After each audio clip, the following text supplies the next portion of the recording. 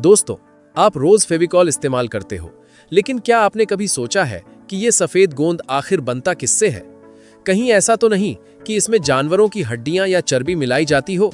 और अगर मैं आपसे कहूं कि इसका असली सच जानकर आप इसे देखने का नजरिया बदल सकते हो, तो क्या आप यकीन करोगे?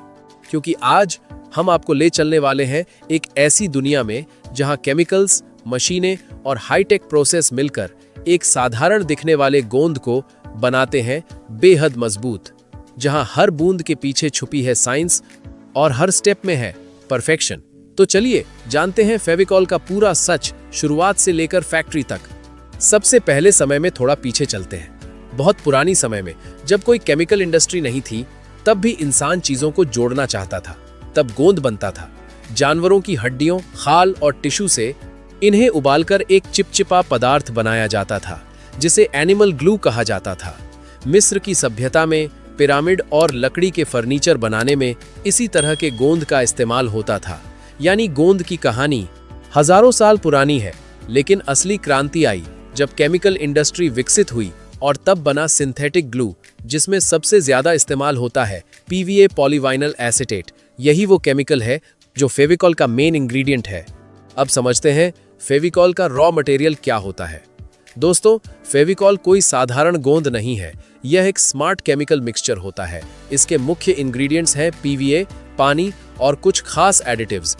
लेकिन असली कहानी शुरू होती है क्रूड ऑयल से। जी हाँ, वही तेल जो जमीन के नीचे से निकलता है, उसे रिफाइनरी में प्रोसेस करके एक गैस बनाई जाती है, एथिलीन। और फिर यही एथिलीन कुछ और केमिकल्स के साथ मिलकर बनाता है वाइनल एसीटेट, और आखिर में उसी से तैयार होता है पीवीए। यानी जो फेविकॉल आप इस्तेमाल करते हो वो सीधे सीधे जुड़ा है तेल से। सिंपल दिखने वाला ये गोंद असल में एक पूरा केमिकल साइंस का कमाल है।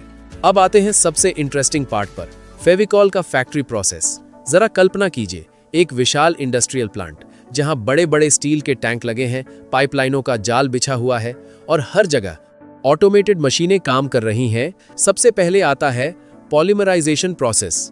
यहाँ वाइनल एसीटेट मोनोमर को पानी और केमिकल्स के साथ मिलाया जाता है। फिर इसमें डाला जाता है एक इनिशिएटर जो एक केमिकल रिएक्शन शुरू करता है। धीरे धीरे छोटे छोटे मोनोमर मॉलिक्यूल्स आपस में जुड़ने लगते हैं और बन जाता है लंबी चेन वाला पॉलीमर। यही पॉलीमर है पॉलीवाइनल एसीटेट। यह प्रोसेस होता है बड़े रिएक्टर्स में, जहां तापमान और प्रेशर को बेहद सटीक तरीके से कंट्रोल किया जाता है। अब यह रॉ पॉलीमर रेडी है, लेकिन अभी यह फेविकॉल नहीं बना है। अब आता है फॉर्म्यूलेशन। यहाँ असली गेम शुरू होता है। इस स्टेज पर जो पॉलीमर इमल्शन तैयार हुआ है उसे एक बड़े मिक्सिंग टैंक में ट्रांसफर किया जाता है।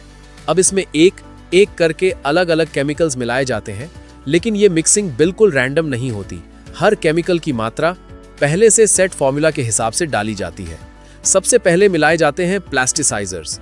ये लिक्विड केमिकल्स होते हैं जो पॉलीमर चेन्स के बीच जाकर जगह बनाते हैं। इससे होता यह है कि जब ग्लू सूखता है तो वह सख्त होकर टूटता नहीं, बल्कि थोड़ा फ्लेक्सिबल रहता है और वाइब्रेशन या प्रेशर सह पाता है। अगर ये ना डाले जाएं तो सूखने के बाद ग्लू कड़क होकर क्रैक कर सकता है। इसके बाद डाले जाते हैं टैकीफायर्स। ये ऐसे कॉम्पाउंड्स होते हैं जो ग्लू की इनिशियल पकड़ को बढ़ाते हैं।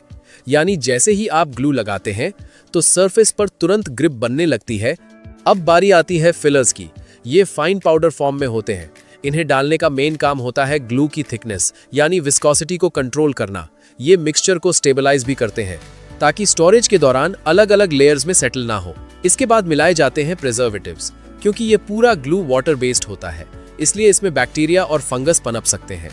अब सारे केमिकल्स जब एक साथ टैंक में होते हैं तो शुरू होता है मिक्सिंग प्रोसेस। ये मिक्सिंग होती है हाई स्पीड एजिटेटर्स की मदद से। ये बड़े बड़े मोटर लगे ब्लेड होते हैं जो बहुत तेज गति से घूमते हैं और पूरे मिक्सचर को लगातार हिलाते रहते हैं। इस दौरान हर पार्टिकल, हर लिक्विड एक दूसरे में पूरी तरह घुल जाता है। कोई भी लंप या अनइवन हिस्सा नहीं बचता। पूरा मिक्सचर एक स्मूथ, यूनिफॉर्म व्हाइट लिक्विड में बदल जाता है। अब आता है विस्कोसिटी कंट्रोल। यह बहुत इंपॉर्टेंट स्टेप है। यहाँ इंजीनियर्स सैंपल निकालकर चेक करते हैं कि ग्लू कितना थिक है और कैसे फ्लो कर रहा है। इसके लिए विस्कोमीटर जैसी मशीनों का इस्तेमाल होता है। अगर ग्लू ज्यादा पतला निकलता है तो उसमें थोड़ा और थिकनर या फिलर मिलाया जाता है, और अगर ज्यादा गाढ़ा होता है तो कंट्रोल्ड अमाउंट में पानी या सॉल्वेंट ऐड किया जाता है। ये एडजस्टमेंट तब तक किया जाता है जब तक ग्लू की कंसिस्टेंसी परफेक्ट ना हो जाए, ताकि वह आसानी से स्प्रेड भी हो और सरफेस पर टिके भी रहे। और जब ये पूरा बैलेंस अचीव हो जाता है तो समझ लीजिए अब ये फेविकॉल तैयार हो चुका है। अब आता है क्वालिटी टेस्टिंग। यहाँ ग्लू को कई टेस्ट से गुजरना पड़ता है, लेकिन दोस्तों यह सिर्फ नाम के टेस्ट्स नहीं होते, बल्कि एक एक स्टेप रियल लाइफ सिचुएशन को सिमुलेट करता है। सबसे पहले होता है बॉन्ड स्ट्रेंथ टेस्ट। यहाँ 2 लकड़ी या प्लाई के टुकड़ों पर ग्लू लगाया जाता है, फिर उन्हें एक तय प्रेशर के साथ आपस में दबाकर चिपकाया जाता है। इसके बाद उन्हें कुछ घंटों या कई बार 24 घंटे तक सूखने दिया जाता है और फिर मशीन की मदद से उन दोनों टुकड़ों को अलग करने की कोशिश की जाती है। यह मशीन धीरे धीरे फोर्स बढ़ाती है और इंजीनियर्स देखते हैं कि जॉइंट किस पॉइंट पर टूटता है। अगर लकड़ी टूट जाए लेकिन जॉइंट ना टूटे तो समझ लो बॉन्डिंग परफेक्ट है। अब आता है ड्राइंग टाइम टेस्ट। यहाँ ग्लू को एक सरफेस पर फैलाया जाता है और फिर स्टॉपवॉच के साथ मॉनिटर किया जाता है कि कितने समय में ये टैकी से सॉलिड बनता है, यानी कितनी जल्दी ये पकड़ बनाता है और कितने समय में पूरी तरह ड्राई होता है। क्योंकि अगर ड्राइंग बहुत स्लो हुई तो काम रुक जाएगा और अगर बहुत फास्ट हुई तो सही बॉन्डिंग नहीं बनेगी। अब बारी आती है विस्कोसिटी टेस्ट। ये बहुत टेक्निकल लेकिन इंपॉर्टेंट टेस्ट है। यहाँ ग्लू को एक खास इंस्ट्रूमेंट विस्कोमीटर में डाला जाता है और मेजर किया जाता है कि यह कितनी आसानी से फ्लो कर रहा है, यानी ना बहुत पतला ना बहुत गाढ़ा, एकदम परफेक्ट कंसिस्टेंसी। अब आता है हीट रेजिस्टेंस टेस्ट। यहाँ ग्लू से जुड़े सैंपल्स को हाई टेम्परेचर चेंबर में रखा जाता है और देखा जाता है कि गर्मी में जॉइंट कमजोर तो नहीं पड़ रहा। फिर होता है वाटर रेजिस्टेंस टेस्ट। यहाँ ग्लूड सैंपल्स को पानी में डुबोया जाता है कई घंटे कई दिन तक, फिर बाहर निकालकर चेक किया जाता है कि ग्लू ने अपनी पकड़ बनाए रखी या नहीं। और दोस्तों सबसे इंटरेस्टिंग पार्ट आता है यहाँ एक्सट्रीम कंडीशन टेस्टिंग। यहाँ सैंपल्स को हीट और मॉइस्चर के बीच रखा जाता है, कभी गर्म कभी ठंडा, कभी सूखा कभी गीला, यानी रियल लाइफ में सालों तक जो कंडीशंस मिलती हैं उन्हें कुछ ही दिनों में सिमुलेट किया जाता है। इन सभी टेस्ट्स के बाद हर बैच का डिटेल्ड रिपोर्ट बनता है। अगर कोई भी पैरामीटर थोड़ा सा भी फेल हुआ तो पूरा बैच रिजेक्ट कर दिया जाता है। अब आता है पैकेजिंग स्टेज। यहाँ बड़े बड़े टैंकों से गोंद को पाइपलाइन के जरिए फिलिंग मशीन तक लाया जाता है। लेकिन दोस्तों यह सिर्फ साधारण ट्रांसफर नहीं होता। सबसे पहले इस ग्लू को फाइन फिल्टर से पास किया जाता है ताकि इसमें कोई भी इम्प्योरिटी या लंप्स ना रह जाएं। फिर ये कंट्रोल्ड प्रेशर के साथ स्टेनलेस स्टील पाइपलाइन के जरिए ऑटोमेटिक फिलिंग लाइन तक पहुंचता है। अब यहाँ शुरू होता है हाई स्पीड ऑटोमेशन। खाली बॉटल्स और डिब्बे कन्वेयर बेल्ट पर एक लाइन में चलते हैं। जैसे ही ये फिलिंग स्टेशन तक पहुंचते हैं, नोजल्स बिल्कुल एग्जैक्ट मात्रा में ग्लू भरते हैं, हर पैक में एक ही लेवल तक फिलिंग हो। इसके लिए सेंसर्स और वॉल्यूमेट्रिक कंट्रोल सिस्टम काम करते हैं। इसके बाद ऑटोमेटिक कैपिंग मशीन हर बोतल को एयरटाइट सील कर देती है। फिर आते हैं प्रिंटिंग यूनिट्स, जहां हर पैक पर बैच नंबर, मैन्युफैक्चरिंग डेट और एक्सपायरी डिटेल्स प्रिंट होती हैं। और आखिर में ये सारे पैक्स कार्टन्स में पैक होकर डिस्पैच के लिए रेडी हो जाते हैं। अब एक दिलचस्प सवाल, फेविकॉल काम कैसे करता है? जब आप इसे 2 सरफेसेस पर लगाते हैं तो इसमें मौजूद पानी इवेपोरेट होने लगता है और पीछे बचती है पॉलीमर फिल्म।